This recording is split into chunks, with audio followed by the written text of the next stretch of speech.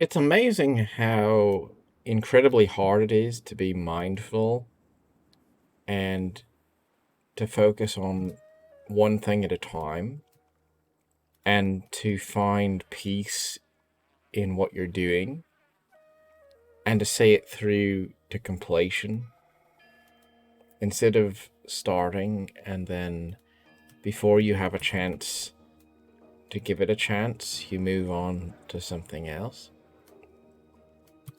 Short attention span is perhaps the blight of our generation, of our time. I know I see this happen in a lot of different ways. I'll start playing a game and I enjoy the game, but then no sooner do I start, but I find something else, and then I'm thinking about something else that's new, something else that seems undeniably cool, and I'm once again thinking if I just started that other new game that I just saw, then that one would be better than all the other ones in my library. Like I was looking at Humankind. It's a turn-based game. Looks very cool, and I've thought I'd like to give that a try and see what it's like. But then I thought I have Civilization 6, the complete Civilization 6, and I never actually really gave that game a chance. I never really gave it a full in-depth commitment to truly be able to say I exhausted the content in that game that I already have.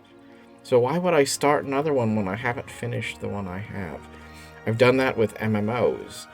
I've thought that one is cool, and then you start to, I guess, get a little bit bored with it, and then you say something else that looks cool, and next thing you know, you're convincing yourself to download and install another new game to give it a whirl because it's going to be the next big new awesome thing.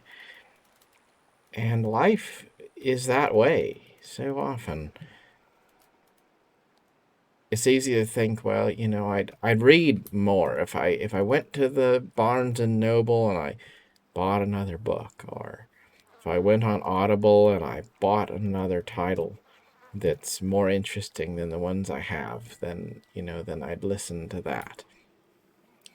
But then if I look on my shelf, I do see I have some books I haven't read. I have some titles I haven't exhausted. I have plenty of things to do that I haven't done. I'm not saying don't do new things, not at all. I'm just saying finish the things you started. See them through, make the most of them before you move on to something else. And we tend to be so disquieted. We have so much chaos inside. We can't just be still.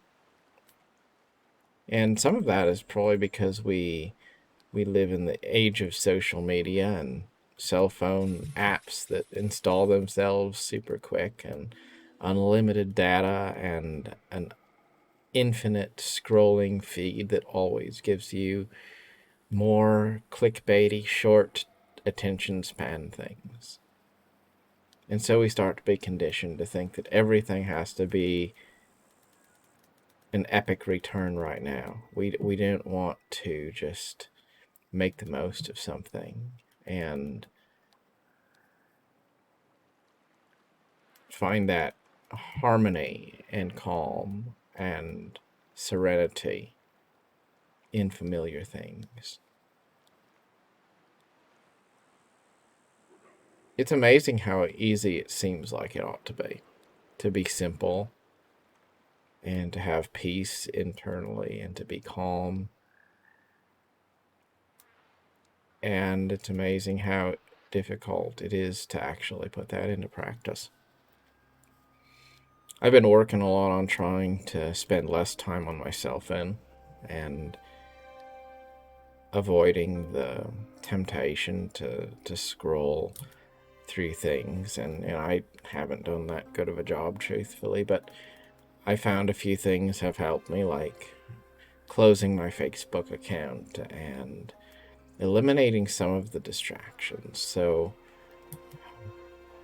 it's not that I don't have things to distract myself with on my phone, but I don't have as many things as I used to. Like I don't play games on my phone. I play them on the computer because I'd rather have a good experience with a quality game on the PC than to spend time on some sort of a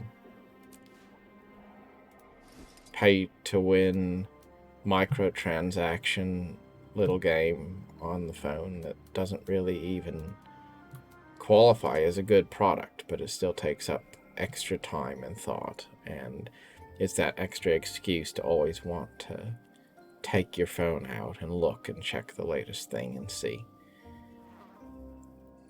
But again, it's not really so much about eliminating the device. It's not that you want to not have something, it's that you want to learn how to use the things you have in a positive and healthy way. Because if you don't, it doesn't matter how much you eliminate, you still have that underlying habit, that tendency to say you're going to do something and then not actually see it through. It's just like the New Year's resolution. People say, oh, I am going to lose weight in the new year. Well, that lasts for the first week of the new year until temptation arises, and then, wouldn't you know it, they fall off the wagon quite quickly. That's how it is with all things. We have to get to the point where we really want to change, where we really want to do something different. And whenever we get to that point, that's when we do transform ourselves in a meaningful way. And it's not that hard at that point. It's hard to get there. It's hard to reach that place where you really want to do something different. So, I guess I look at it a little bit like carving a statue out of stone. You start chipping away at it, and you get a little bit better every day at something. It's not that you become good at something overnight, but you don't give up. You do keep on coming back and chipping away at it and saying, how can I make tomorrow a better day than today was? And every time you take some little thing out of your life that's a distraction, something that holds you back, every time you make one decision that's going to put you on a more enlightened path instead of a more consuming one, that's a positive step. And I like to find things that are permanent changes I can make. And maybe it doesn't solve all of my problems, but it's something that I can say, I did that, and that made a difference, and it's a permanent difference.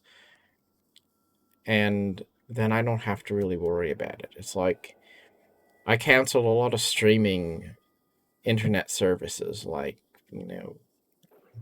Hulu and Netflix and all sorts of things like that. And every time I gave one up, it eliminated one source of distraction in my life. And it doesn't mean that I don't have other things that distract me, because I do. But I permanently got rid of something that was distracting. And having eliminated permanently that one thing then makes it that much easier to manage all the other things. Because, you can only fight one battle at a time. So it's important sometimes to avoid having too many fronts. Avoid having so many different things that add noise into your life. Every time you can eliminate something that adds that little voice in the background that's saying, pay attention to me, look this way, then it opens you up a little bit more to be mindful about the things that remain. And that's a journey. It's a journey that continues for a very long time. Probably we never really, I guess, overcome our need to grow. But procedural changes are more important than once off changes. Like if I said, okay, I'm not going to do this particular thing that I need to stop doing right now. Like I'm not going to take my phone out and sit down and scroll on it right now. Well, that's good. That's good. But what's maybe more useful is to say, I'm not going to have as many apps on my phone. And then I've done something to fundamentally change my natural behavior and retrain myself. So I'm less likely to need to remind myself not to engage in the scrolling because there's somewhat fewer reasons for me to want to scroll. Or maybe I have a tendency to always go buy another video game before I finish the ones I have. And now I say, okay, well, I'm not going to start playing another game until I finish the content in the ones that I'm currently in ownership of. And then that reminds me. So next time I see some new game and I think, oh wow, maybe I'll download that one, give it a try. I think, yeah, but I have other ones I haven't finished yet, so maybe I will. But I'm not gonna do it until after I finish the ones I'm playing right now. Procedural things where you just know, like this is how I run my life, and I've made up my mind. This is what I do. I don't start something new until I finish what I started. Or I don't play games on my phone. I play them on the computer. Or I always make a YouTube video every day, even if I don't feel like it, even if I don't feel like I have a lot of special content or anything, over the top great to say. I'm gonna still do one because that was a commitment I made to myself, and I can put it on a checklist. I can say, have I done the things that I've made a contract with myself that I'm going to do, and that helps a lot more than just kind of always trusting that you're going to have the courage and the strength to make the right decision all the time. It's better to just maybe change your environment, I guess, so that you're not as much in a situation where you have to fight against your own instincts to do the right thing. Well, life is a thing of continual growth, isn't it? But sometimes it's good to just pour a cup of tea and be quiet. And maybe if there's one thing that we could do that would probably do us good in life, it would be to maybe spend a bit less time on the cell phone and spend more time maybe being in nature, or maybe doing something else that something else is not an infinite scroll. We live in a time of a lot of manipulation, if you think about it. Just so many different examples out there of people and companies and everything telling us, you have to subscribe to this, you have to look this way, you have to jump on the bandwagon, and if you don't, well, it's you're gonna miss out. And they want you to think that you can't opt out of something without your life going downhill, and that's just, it's not true. It's not true at all. But we think it is. We think it is because we just don't dare. We don't dare to give it a try. We don't dare to unsubscribe from the streaming service. We don't dare to stop scrolling for a little while just to actually be able to hear ourselves think. We don't dare try because we've already been conditioned to believe that if we step away and we log off, we're gonna miss out on something valuable. And the truth is, quite often we don't. Quite often when we eliminate things in our life, we find freedom. And I think the powers that be often know that. People know that if you actually make up your own mind and you think for yourself, you'll reach a conclusion that maybe empowers you to opt out of some things. And when you opt out, then the people who provide the subscription have to find somebody else to sell their product to. They don't want to. They don't want to have to do that. So it's a lot easier to make people just think you can't leave, you can't find anything better. Just like any toxic relationship, there's always those voices that say, you'd better do what we want you to do. Because if you don't, you will surely die.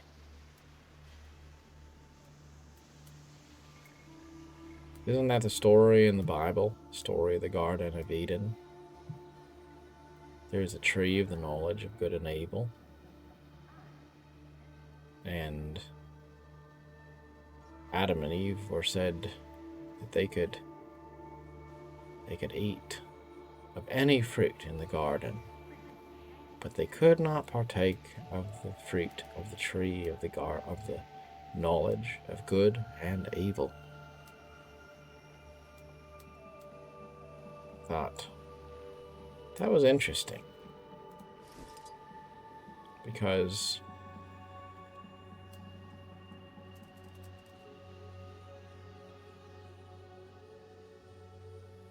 that's kind of an interesting allegory of life, isn't it?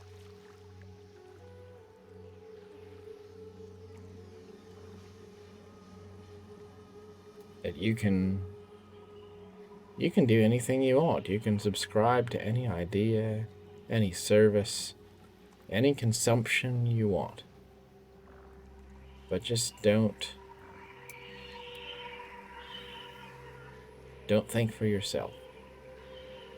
You have to fill up the space with something. Doesn't matter what.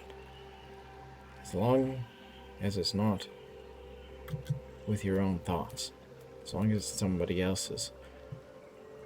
And I think it's interesting how, people don't mind. People don't mind if you have a spouse or something, obligation to family, and you just you live for your family, and you're slaving away to do what your spouse wants or something. People understand that. Or if you're slaving away for a job and you're doing what your boss wants and you're just no-lifing it that way, people understand that. But if you said, this is what I'm doing for myself, this is what I want to do, then suddenly you're a selfish person, and maybe people don't understand that so well. And it is interesting how people seem to have a culture that teaches, as long as you don't live for your own well-being, it's fine. But the minute you start thinking for yourself, the minute you start questioning things, and you're not, picking an existing faction, and suddenly everyone turns against you, because people don't like it when you stop scrolling. Which is why it's important to. It's important to be true to yourself. And the only way you can start to find that path is to log off of some things. Start being mindful.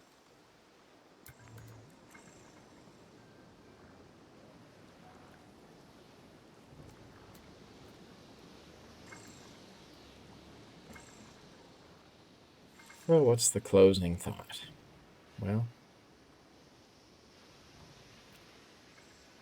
my challenge would be, think of something that you can remove from your life. And I'm not saying you don't bring it back ever. Maybe that's too drastic.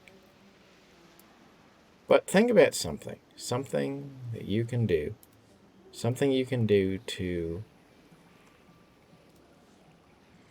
simplify your life, something you can give up, and then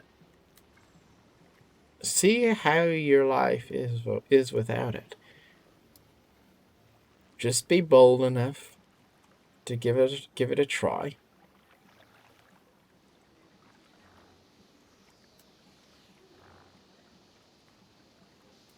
You can always bring it back later. You can always come back.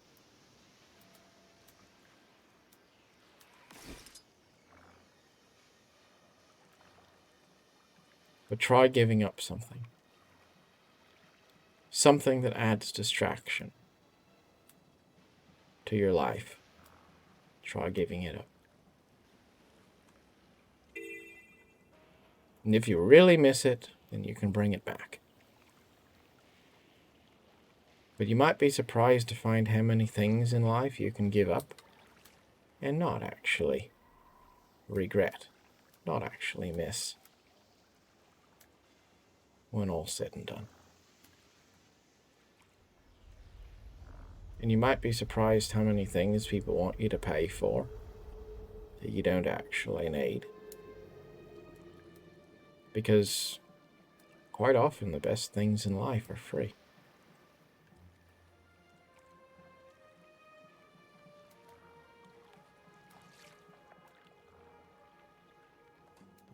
Till next time, thank you for watching.